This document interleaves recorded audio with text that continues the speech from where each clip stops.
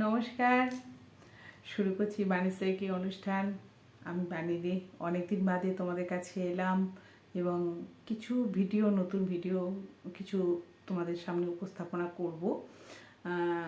দেখো, ভিডিও রোজ রোজ আমি হয়তো দিতে পারি না, কিন্তু কিছু ব্যস্ততা থাকার জন্য আমি পেরে উঠি না বা সময় পাই না। তার জন্য তোমাদের কাছে ক্ষমা প্রার্থী। কিন্তু যেগুলো দেওয়া আছে সেগুলো থেকেও তোমরা যদি একটু ইউটিউব দেখে যদি সেগুলো অ্যাপ্লাই করো, সেগুলোতে কিন্তু সত্যি তোমরা রেজাল্ট পাবে এবং ভালো থাকবে। তা আমার আজকে যেটা বক্তব্য সেটা হচ্ছে, দেখো, আমি তো রেকি নিয়ে কথা বলি। মন প্রাণে হিলিং সেন্টারে আমরা বিভিন্নভাবে হিলিং করছি বা তোমাদেরকে চেষ্টা করছি সুস্থ রাখার জন্য। বা আজকে যে রেসপন্সটা পাচ্ছি বা মানুষের বিভিন্ন দোষগুলো কাটানো। এবার বলবে যে রেকি করতে করতে দোষ কেন?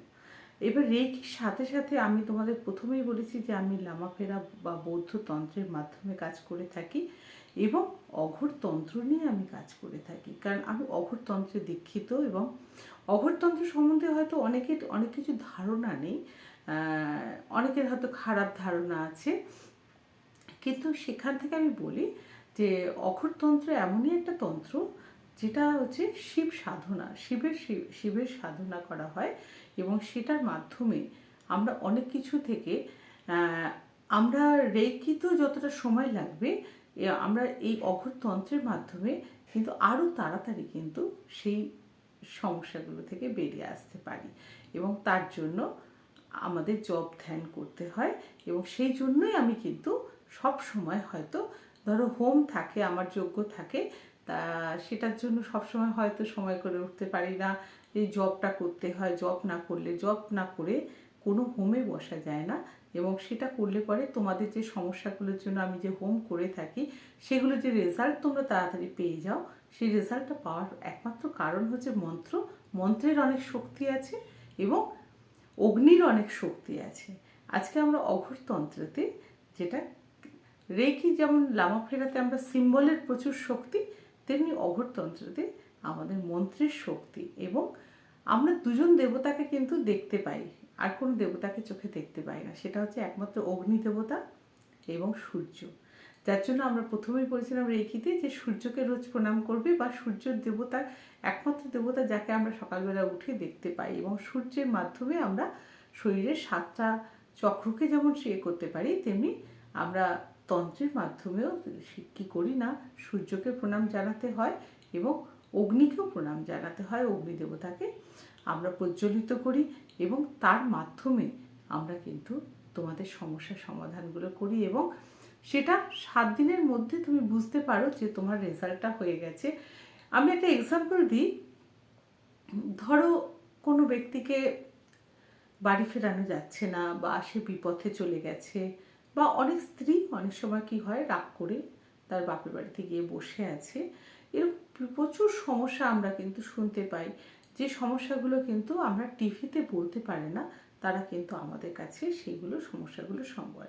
বা আজকের দিনে দাঁড়িয়ে কি করছে না, মানুষ কিন্তু হাতাহাতি করছে না, তার বদলে কি করছে না, পেছনে ছুরি মারা। এবং এই তন্ত্রকে বাজে দিকে কাজে লাগিয়ে বিভিন্নভাবে মানুষকে উৎপাত করা হচ্ছে। এবং সেইখান থেকে আমাদের কাজ হচ্ছে, আমার কাজ হচ্ছে, যত উৎপাত আছে সেই উৎপাতগুলোকে নির্বংশ করো এবং তাদেরকে সুস্থ অবস্থায় ফিরিয়ে এনে দাও। এরকম প্রচুর সমস্যা, কত সমস্যা বলবো তোমাদেরকে।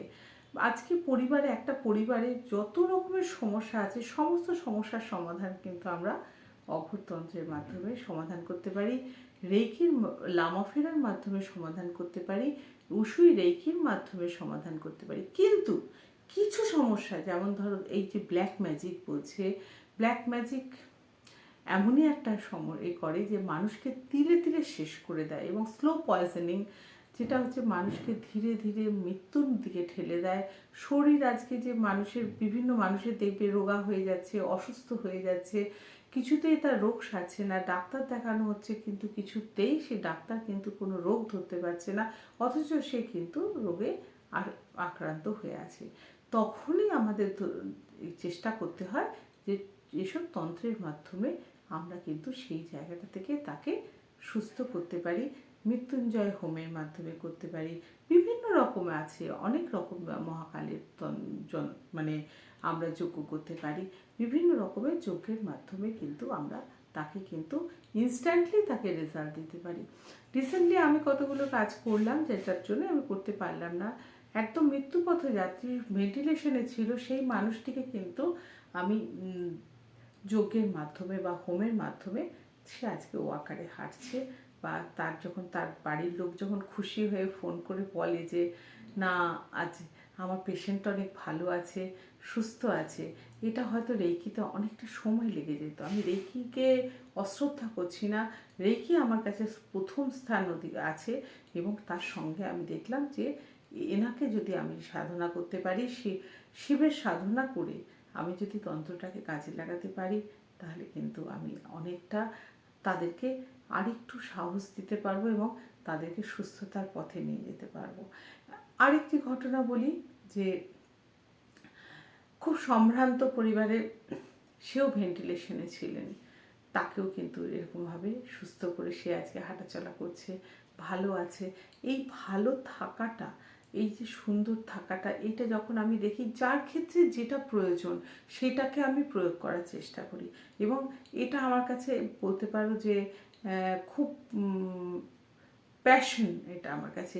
এটা আমি কিন্তু টাকার লোভে বা এর জন্য আমি কিছু করি না। আমার শুধুমাত্র লাগে হচ্ছে প্রয়োজনীয় জিনিসপত্রগুলো, বা এটার জন্য যে বিশাল অঙ্কের টাকা তোমাদের খরচ করতে হবে তা না, এটা কিন্তু কম টাকার মধ্যেও করা যায়। শুধু প্রয়োজনীয় জিনিস যেগুলো লাগবে সেই ক্ষেত্রে তোমরা আমার সঙ্গে যোগাযোগ করতে পারো, বা আমি তোমাদের চেষ্টা করব সেই জায়গা থেকে বের করে নিয়ে আসার, এবং যতটা তাড়াতাড়ি সম্ভব যাতে তোমরা মুক্তি পাও। যেতে যেতে বলি, প্রোটেকশনের জন্য আজকে আমি একটা তোমাদের সুইচ ওয়ার্ড বলবো যে প্রত্যেককে নিজেকে প্রোটেক্ট করে রাখো। সেটার জন্য বলবো সেজ গার্ড, SAGE, সেজ GUARD, সেজ গার্ড 1617 প্রত্যেকের বা হাতে এরকম জায়গায় লিখে রাখো। এবং তাতে তোমরা দেখবে যে যে যেখানেই কোনো ক্ষতি করার চেষ্টা করুক না কেন, সেক্ষেত্রে কিন্তু তোমরা অনেকটা লাভবান হবে, বা কিছুটা হলেও প্রোটেক্টেড তোমরা কিন্তু হতে থাকবে। যারা আক্রান্ত হয়েছো বা আক্রান্ত হচ্ছ বা দেখছো যে নেগেটিভ সব কিছুতেই হচ্ছে, তারা এইটুকুনি করে দেখো, তোমরা দেখবে যে খুব ভালো রেজাল্ট পাবে। তা আজকে আমার এইটুকুনি বলার ছিল, আমি আজকে শেষ করি। নেক্সট ভিডিওর জন্য প্রস্তুত থেকো। নমস্কার।